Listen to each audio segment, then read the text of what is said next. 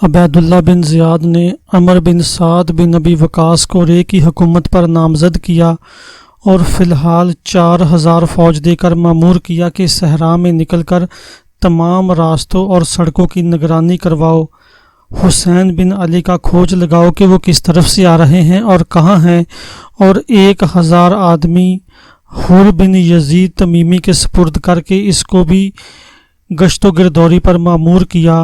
عمر بن سعد مقام قادسیہ میں ہو کر ہر سمت کی خبریں منگوانے کا انتظام کرنے لگے۔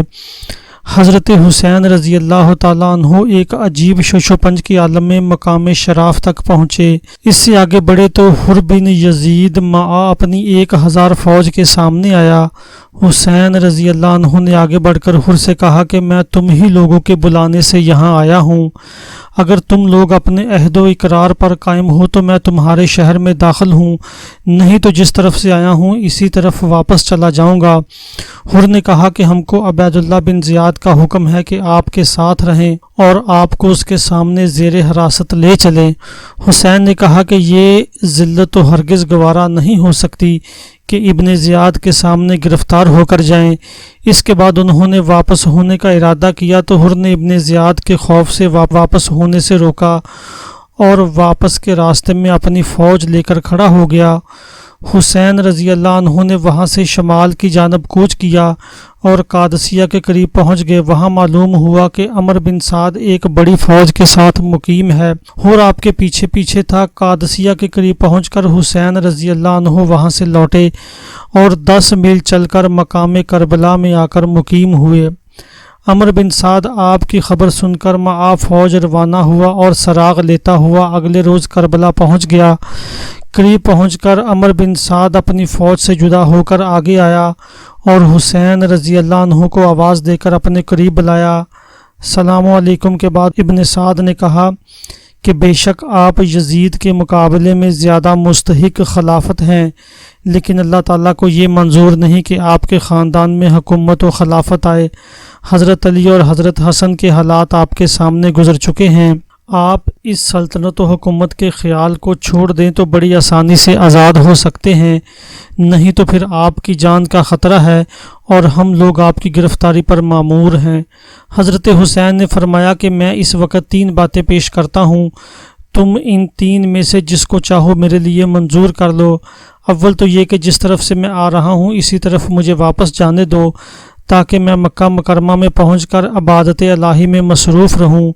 دوم یہ کہ مجھ کو کسی سرحد کی طرف نکل جانے دو کہ وہاں کفار کے ساتھ لڑتا ہوا شہید ہو جاؤں۔ سوم یہ کہ تم میرے راستے سے ہٹ جاؤ اور مجھ کو سیدھا یزید کے پاس دمشق کی جانب جانے دو۔ میرے پیچھے پیچھے اپنے اطمینان کی غرض سے تم بھی چل سکتے ہو، میں یزید کے پاس جا کر براہ راست اس سے اپنا معاملہ اسی طرح طے کر لوں گا جیسا کہ میرے بڑے بھائی حضرت حسن نے امیر معاویہ سے طے کیا تھا۔ عمر بن سعد یہ سن کر بہت خوش ہوا اور کہا کہ میں بطور خود کوئی پختہ جواب آپ کو اس معاملے میں ان باتوں کے متعلق نہیں دے سکتا، میں ابھی عبید اللہ بن زیاد کو اطلاع دیتا ہوں، یقین ہے کہ وہ ضرور ان میں سے کسی ایک بات کو منظور کر لے گا۔ عمر بن سعد بھی اسی میدان میں خیمہ زن ہو گیا اور ابن زیاد کو یہ تمام کیفیت لکھ بھیجی۔ 2 محرم سن 61 ہجری کو کربلا میں عمر بن سعد حضرت حسین کے پہنچنے سے اگلے دن جا کر مقیم ہوا تھا اور اس نے کہا کہ حضرت حسین نے وہ بات پیش کی ہے جس سے فتنہ کا دروازہ بالکل بند ہو جائے گا اور وہ یزید کے پاس جا کر بیعت کر لیں گے تو پھر کوئی خطرہ باقی نہ رہے گا۔ لیکن شمر اس وقت اس کے پاس موجود تھا۔ اس نے کہا کہ اے امیر، اس وقت تجھ کو موقع حاصل ہے کہ تو حضرت حسین کو بلا تکلف قتل کر دے، تجھ پر کوئی الزام عائد نہ ہوگا، لیکن اگر حضرت حسین یزید کے پاس چلے گئے تو پھر ان کے مقابلہ میں تیری کوئی قدر باقی نہ رہے گی اور وہ تجھ سے زیادہ مرتبہ حاصل کر لیں گے۔ یہ سن کر ابن زیاد نے عمر بن سعد کو جواب میں لکھا، یہ تینوں باتیں کسی طرح منظور نہیں ہو سکتی، ہاں صرف ایک صورت قابل پذیرائی ہے، وہ یہ کہ حسین اپنے آپ کو ہمارے سپرد کر دیں اور یزید کی بیعت نیابتاً اول میرے ہاتھ پر کرے، پھر میں ان کو یزید کے پاس اپنے اہتمام سے روانہ کروں گا۔ اس جواب کے آنے پر عمر بن سعد نے حضرت حسین کو اطلاع دی اور کہا کہ میں مجبور ہوں، ابن زیاد خلافت یزید کی بیعت اول اپنے ہاتھ پہ چاہتا ہے اور کسی دوسری بات کو منظور نہیں کرتا۔ حضرت حسین نے کہا کہ اس سے تو مر جانا بہتر ہے کہ میں ابن زیاد کے ہاتھ پر بیعت کروں۔ ابن سعد اس کوشش میں مصروف تھا کہ کسی طرح کشت و خون نہ ہو، یا تو حضرت حسین ہی ابن زیاد کی شرط کو مان لیں یا ابن زیاد حضرت حسین کی منشا کے موافق ان کو جانے کی اجازت دے دے۔ اسی خط و کتابت اور انکار و اصرار میں ایک ہفتہ تک حضرت حسین اور ابن سعد دونوں اپنے اپنے ہمراہیوں کے ساتھ مل کر کربلا کے میدان میں خیمہ زن رہے۔ حسین صفوں کو درست کرتا ہے۔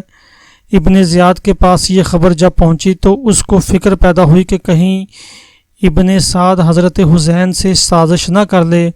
اس نے فوراً ایک چوب دار جویرہ بن تمیمی کو بلایا اور سعد کے نام ایک خط لکھ کر دیا، میں نے تم کو حسین بن علی کی گرفتاری پر مامور کیا تھا، تمہارا فرض تھا کہ اس کو گرفتار کر کے میرے پاس لاتے، یا گرفتار نہ کر سکتے تو ان کا سر کاٹ کر لاتے۔